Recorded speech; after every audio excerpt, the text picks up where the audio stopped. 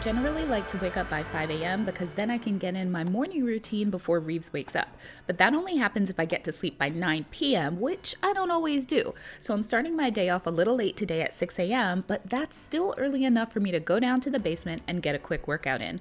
I've tried working out at different times in the day, but at this stage in my life, if I don't get it done first thing, it just doesn't get done. So morning workouts it is.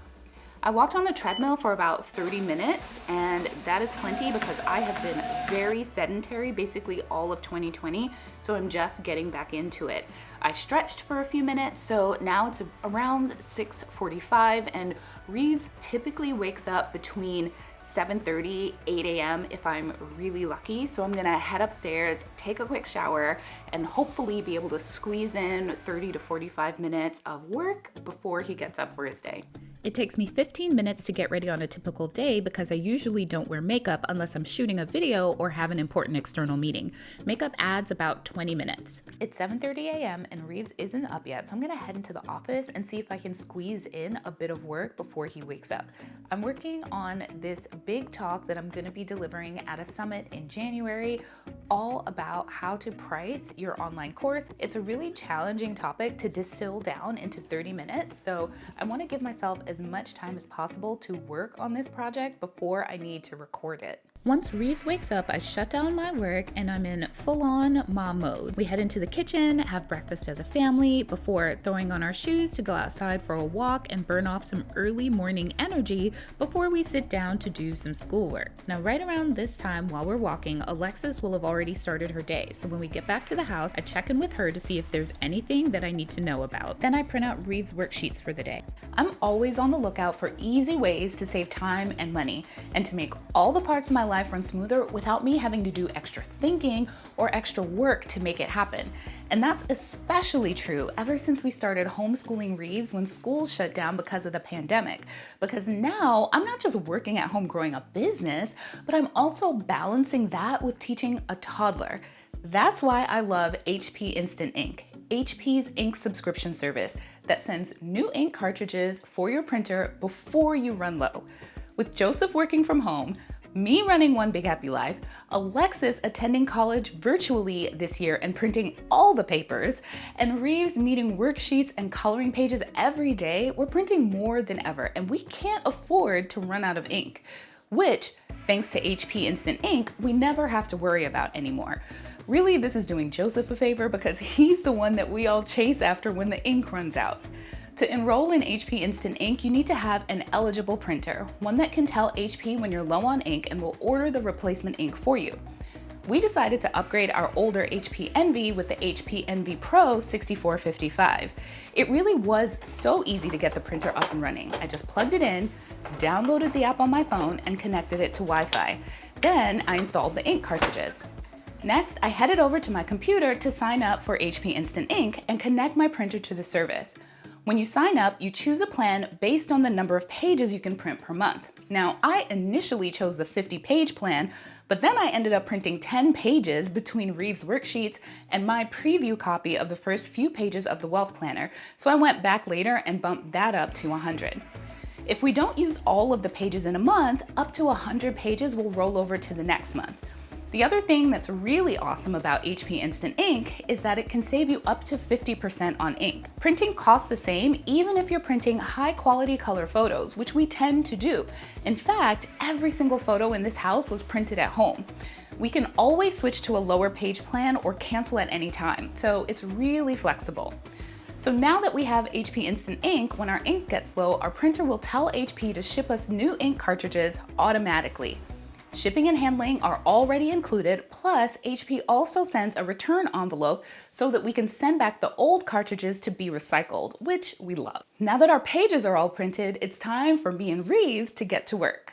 While Reeves practiced writing his name, I reviewed the draft of the 2021 Wealth Planner that the designer sent over. I love thinking of ways that I can sneak in small tasks while still being able to help Reeves. After Reeves finished his worksheets, then we did some reading, and then Joseph came up and took over. Today's a Friday, and every other Friday, Joseph has off, so he's able to be with Reeves so that I can come over and work during the day. Otherwise, I have to wait for him to get off of work, or we'll get supplemental childcare if I have a lot of stuff that I need to work on during the day. And of course, we have Alexis here, so she can help in a pinch too. It's almost 1 o'clock now, which is the brightest time of day here in the office, which is why there is so much sun right over here.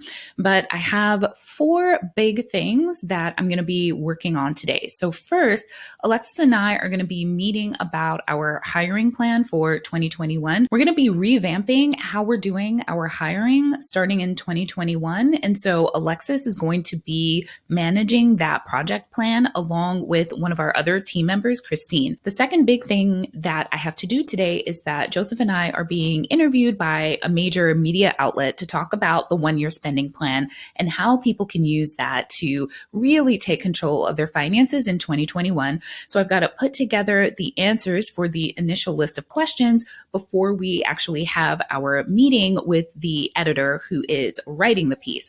Plus, there's going to be a video component. So I'm sure that there'll be some back and forth with the producer of the piece over the next couple of days, because all of this is supposed to get done within the next 2 weeks. The third thing that I'm going to be working on is the project plan for our live money masterclasses in January. So we only do these live trainings a couple of times a year because they are so time intensive.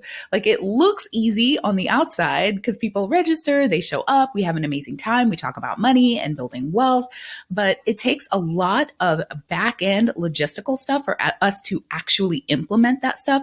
So we've got to start weeks in advance, and I'm already a little bit behind. So I've got to work on that project plan so that we can actually start executing. And then the last thing that I'm hoping to get to is to take a few photos around the house. Hopefully, as the sun is setting around 5 o'clock or so, we can go out in the backyard and take some pictures. Don't know that I'm going to get to that. I try to keep my calendar to just 3 big things a day, but I'm trying to squeeze in a fourth today. So let's see how that goes. First on my list is my daily meeting with Alexis. So I'd say the big mistake that we've made in the past when we've hired is that we only kept the positions open and accepted applications for a short period of time. But I think that what we actually need to do is to just leave the position open until we find the right person. So like an evergreen job position. Okay, I think that's a good idea. So I guess the first thing that we need to do is really sit down and decide who needs to be doing what, because like right now we both have our fingers in a lot of things. So if I had to think, probably someone who could manage projects, because I find that managing projects gets in the way of all of the other little things that I need to do, but those things are just equally as important as projects. So I would love to have someone I would love to hand off those projects to someone else who could also communicate with you and communicate with me about things that we both need to do to complete those projects. That would be great. So I made this list on stickies, as I do, of all the different positions that I would like to hire for over the next year, 2 or 3. It'd be great. It's like 10 different positions. So I think we should kind of sit down, think about the things that we each want to keep doing that we need to keep doing, and then we can kind of see how these roles fit into that, and then kind of rank them and then put out positions for 1 through 3. But I'm kind of thinking that I want to repost the content strategist position. That would be awesome. And then from there, we'll have to see. And also just kind of chatting with Christine to figure out kind of where her strengths are. So I would say next steps are for you to start thinking about what that will look like, the tech side of it. So how it's going to be posted, how we're going to collect the applications, how we're going to track the applications and respond to people, that kind of stuff. I need to know, and I'd like to get it done this week. That would be great. Right off the top, I'm just thinking it could sort of be the way we do our Ascend applications using Airtable, because I think that actually works really well. And Ascend is on Evergreen.